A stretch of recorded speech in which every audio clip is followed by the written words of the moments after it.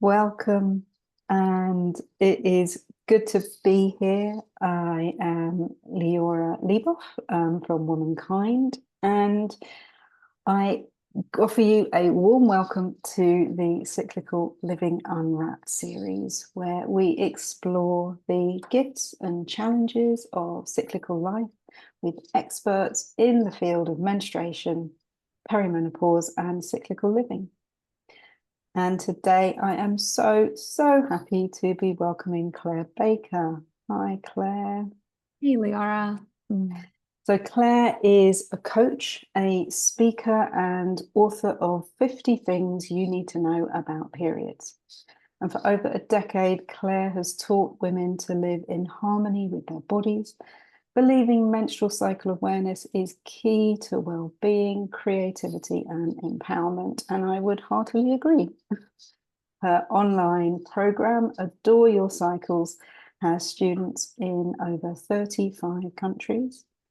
And in 2019, Claire founded Cycle Coach School, a training provider that teaches facilitators how to integrate menstrual cycle coaching into their practice. And known for her authentic voice, she's regularly featured in Red, Cosmopolitan, and Women's Health magazines. And originally from Australia, Claire at the moment calls her the UK her home. So welcome, Claire. We're going to dive straight into our little exploration of cycle awareness. So, Claire, if you could share what your summer superpower is and what trips you up. Yeah.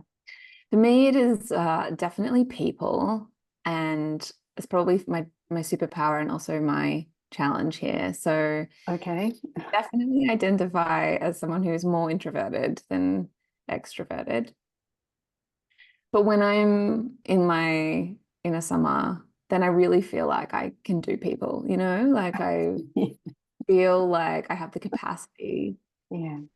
to be with people, to be with large groups of people. I don't feel as drained as I normally do. I notice that my WhatsApp is like I'm actually replying to people. I notice that I'm up to date with messages and with friends and what's happening with them, and that feels really good. I'm on day 16 of my cycle today, so I'm just coming to the end of my inner summer. And over the weekend, I met my my new partner's extended family for the first time, and I really noticed just how I could hold it. I really felt like I could hold this energy of being with all of these new people, and I didn't feel exhausted by it. It felt really great.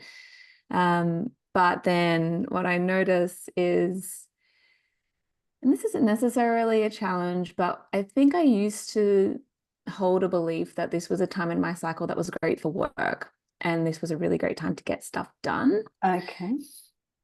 And I've since realized that that's actually just not the case. Like when I'm in my inner summer, I just want to be with people. I just want to be chatting, having conversations, want to be outside. I want to be having fun and like in my life. And the thought of, so much of my work is online and is behind a computer screen. And so like it's deeply painful for me actually when I'm in like that ovulatory phase to be sat inside behind a computer all day.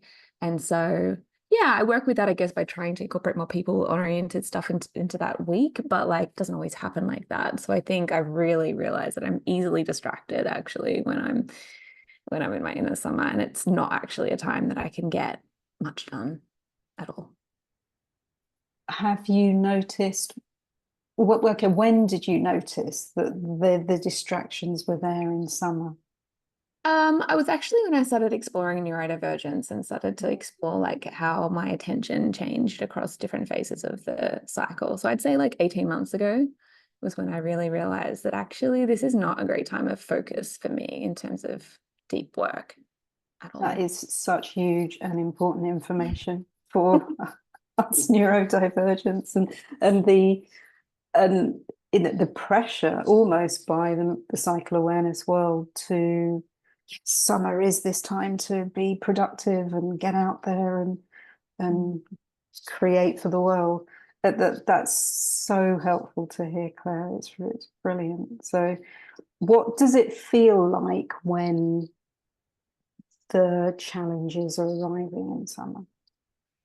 It's really deep. Like I can feel, as if you say that, like this tightening in my core. It's just this like, oh, like my whole body is contracting. I just do like the thought of just being and like having to answer to a to-do list at that time. I'm like, no, like I'm a soul. I just want to be free. Let me out. Like I just want to go and play in the world, And so yeah, it's a real like contraction and frustration. And I think, like you say, there is so, a lot of the talk around this phase is about being very productive and I've contributed to that as well. I think then you realize actually that's not my experience. And maybe that's other people's experience, but it's definitely not mine.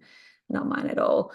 Like I can hold a lot. I still feel like that, that capacity to be able to hold things and spin all the plates, but it doesn't really apply to like getting things done. It's from a task-oriented perspective. It's much more about, like I said, being with people, being in my life, like those the social dimension, which is a huge part of life. And actually, it's felt really good to honor that and to say, like, this isn't necessarily a time for the work dimension of my life to be prioritized, but for the relationships in my life. And I mean, you could argue that that's even more important. So yeah. Thank you for naming it. It's a different story to one we hear. So it's that's going to speak to a lot of people. Thank you. So as we move around the seasons and autumn begins to arrive, what supports you in your autumn phase? Yeah, a lot of space. So I'm less likely to schedule too many things in my calendar. And so in terms of social stuff, it looks very different, actually. There's a big shift. I don't have the same capacity I have that I just described when I'm in, my inner autumn. It's much more clear time. I would also say sleep. I need a lot more sleep here and just giving myself like extra hours early bedtimes. It's so important for me to get enough sleep here. I've also really been journeying over the last year or so with some menstrual pain again.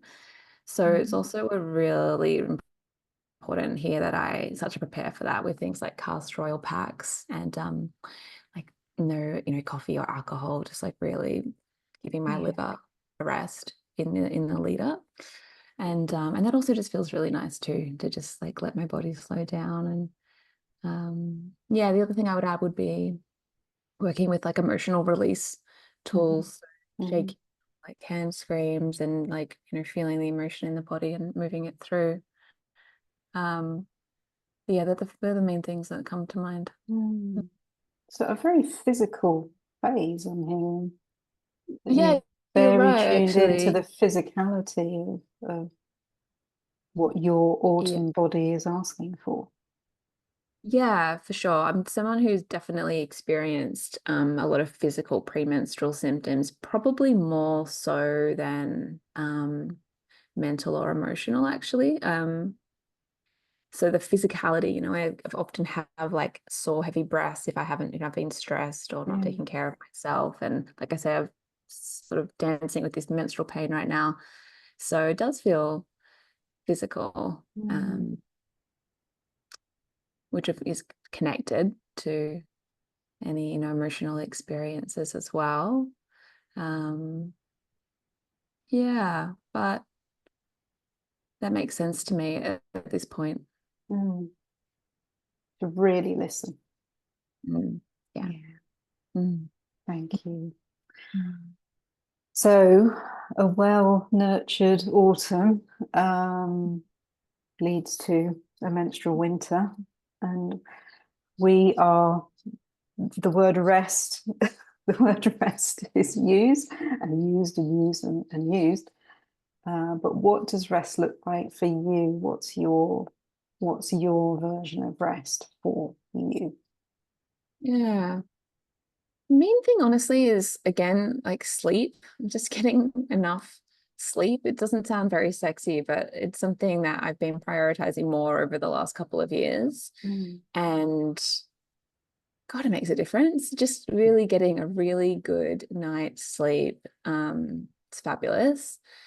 Then I would say, in the waking hours, spending as little time on technology as possible. Mhm. Um, Mhm. I really notice how much it stimulates and activates, blue light screens, even just checking small things on my phone or even messages, replying to people, like that's really taxing for me at that time. Even Mhm. watching like a television show or something, I find exhausting when I'm bleeding. So I really try to stay as much as possible, not always ideal, but as much as possible off tech.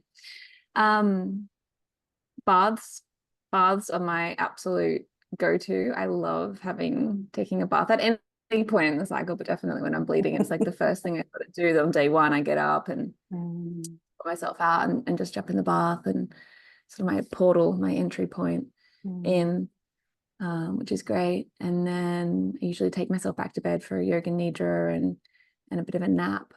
I also like moving my body, I quite like a stroll outside and again being off my phone, but just enjoying walking in a park or something like this. Being close to nature feels really good at that time as well. Um, but I have noticed, like, yeah, there is like it is, it's more active than just necessarily just lying down. I like cooking and pottering around the house when I'm bleeding, and um, baking things, yeah, crafting, things like that actually Mm. feel very restful. Mm. Um, but And not that as, comes during your bleed. yeah, That. yeah, yeah. Mm. I love like redoing my altar, for example. Like I really Mhm. love like taking everything down, cleaning the table, like wiping everything and rearranging, and rearranging the flowers in the house, or yeah, like making some food and preparing things like that. I think yeah, I actually really do enjoy that, particularly when I'm away from technology. Then Yeah. I kind of get into a trance, it's almost like a trance of just like beautifying the space, and I like the ritual of that as well.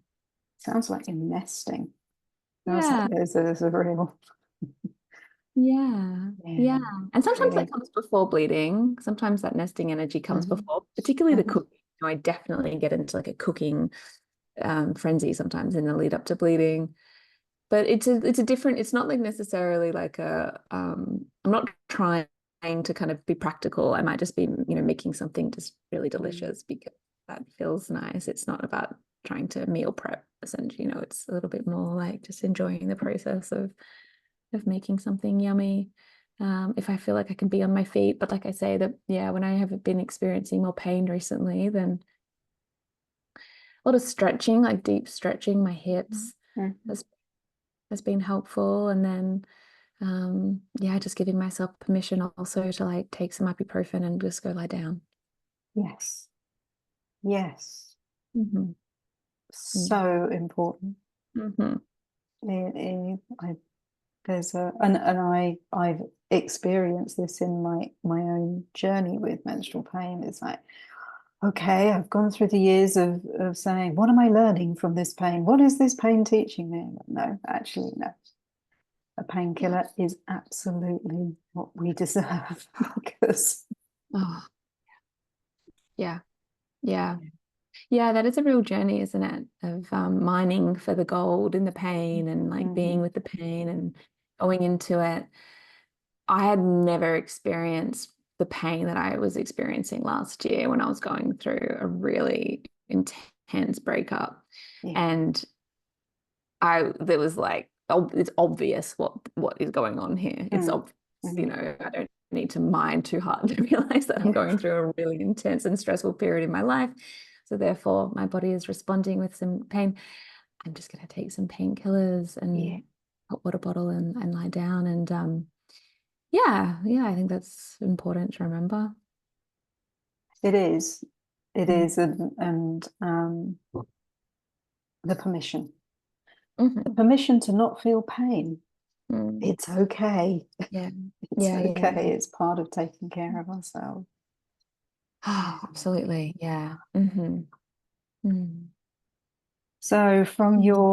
your winter nest, Mm-hmm. as we reach spring, Mm-hmm. to begin with, what are the challenges, or do you are there challenges that you experience in spring before we get on to the joys of? Yeah.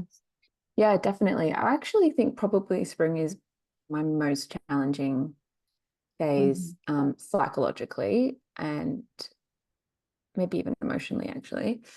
Um, Cycle day 7 for me is just such a wobbly day, and it has been from the very beginnings of beginning to track this work, and it doesn't always look the same. And sometimes, it's so funny because I'll be having this mad day, my mind's just like racing, and I just like, what is going on? And then check my app, and there we go. Like I'm on cycle day 7 Yeah. classic. Other times it manifests as more like a sort of like almost like a depression, like a real sadness and grief. It can come up in all kinds of ways. I imagine it's, there's something here around like kind of leaving that inner winter and Mhm. coming up into my inner spring. There can be some grief or sadness if I didn't get to rest so much. Again, as I've been exploring more of this neurodivergence piece, there's definitely something here around the like, my brain is looking for stuff. It's on, and it's like Mhm. it's incredible because it's this is when I can get a lot done, actually. Like this is a phase in my cycle where I do actually have the capacity to power through my to-do list and actually to get quite a lot done. And it's incredible. I can focus. I want to research. I'm curious. I'm just like, I go down into those hyperfixation rabbit holes. Like it's wild how much can actually happen during Yeah. this phase. Yeah. But then, the flip side of that is like I don't know when to stop. And Mhm. actually, like that's when I realized I haven't eaten all day. I haven't been to the bathroom. I've just been in this like hermit work hole, and I've completed a lot of tasks. Mhm. Mhm. But I haven't necessarily, taken care of my body as certainly as it's like emerging in this more sensitive phase. So I still find this hard, actually, Yeah. balancing the Yeah. like sweet, innocence, like particularly like the erotic innocence of this phase, this like blossoming, like beautiful, beautiful energy of the spring that I love. With this like taskmaster inside me as well. That's just like, get it, get it done. So Mm. yeah, I find that tricky. I have wondered for a while if I think my approach to spring is that it really does have it branches in two ways, and Mm, that there is that post menstrual space that um, through everything in our world of cyclical awareness is that there's a lot of people that really do experience what would be called premenstrual yeah. struggles is an equal struggle or worse in the postmenstrual phase. And the fact that you mentioned looking for that hit of dopamine. Mm, yeah. So Yeah. I have wondered if there's this dip of neurotransmitters that happens after we're bleeding that Mm, that cause that. yeah. I just wonder if they cause this period Mm. of turmoil, because It's a it can. really, yeah, it's a really great observation. The two strands. I mean, there are so many similarities, actually, I think, between the inner spring and the inner autumn and how they can Mhm. be experienced. Yeah, All right. Those transition phases, like these two phases that bring us from yeah. one pole to the other, like how does it feel to transition from one phase to the next? And I think a lot of the manifestations can be really similar, you're right, Mm. for people. Yeah, I'd be curious to know more about the neurotransmitters. It's interesting, like there is a lot of talk, particularly with female ADHD, that rise in estrogen can really lend to it being a very productive time, a time that Mm. people can feel Mm. like they can focus more, and so it can be a more like positive experience. And then in the luteal phase, that's actually when it can be more challenging and we can lose attention and lose focus. I wouldn't say that's necessarily like how I always experience it though, because like I say, yes, it comes with the ability to focus more, which is great. I mean, try to get me to focus in my autumn, and it's not that easy. But then where's the trade-off of that? If I'm just constantly on this like hunt for dopamine, at what cost? At what cost? Absolutely. Yeah. But you talk about so when do you in that spring phase, when do you feel that rising sexuality? Pretty early, I'd say like actually I feel my sexuality emerging, rekindling around cycle day 3. Like it's this like still while I'm bleeding, there's this like I always have like erotic dreams that night. Like I wake up and I can like really feel it in my body. And then when I notice like my bleeding is coming to an end, and then there's more like wet cervical fluid, like then yeah, it's so sweet. It always just feels like I don't know, like this real like gift from my body. It's like this rebirth, of course, every cycle. So I'd say that's like around cycle day 6, something like this. And then by cycle day 10, then it's pretty strong.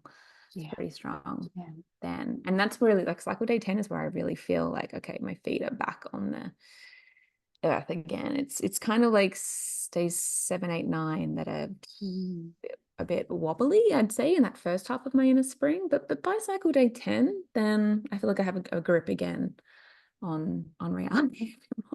Quite a journey, isn't it? In just a few days. Oh, quite the journey. Oh, Claire, where can we find out more about your work? Point us. Well, yeah, my website's a great place to start. So that is clairebaker.com, CLAIREBAKER.com. Otherwise, on social media, I'm over there at _ClaireBaker_. I've got a website also for my training program that you mentioned earlier, and that's cyclecoachtraining.com. And we're also on Instagram at cyclecoachschool. And there's lots of brilliant content, so I highly recommend a visit there. Thank you. Oh, and before we say farewell, if what Claire has been sharing about her cycle has piqued your interest, and you'd love to explore your own seasons, and particularly if you are navigating perimenopause, you might enjoy our Womankind self-directed online course, Perimenopause Unwrapped. It's an opportunity to dive deeper into the inner workings of your experience of perimenopause and how you can bring compassion and care to this often crazy time of life. So please, if you are interested, look for information at woman-kind.co.uk. That's woman-kind.co.uk. Or you can drop us an email and you'll find all the details with these recordings. So thank you so much, Claire. It's been a joy and so interesting hearing how the narrative of cycle awareness has its real individuality, and that's really what we want to share with this podcast. So thank you, Claire. Oh, thanks for having me. It's been a joy. Take care, everyone.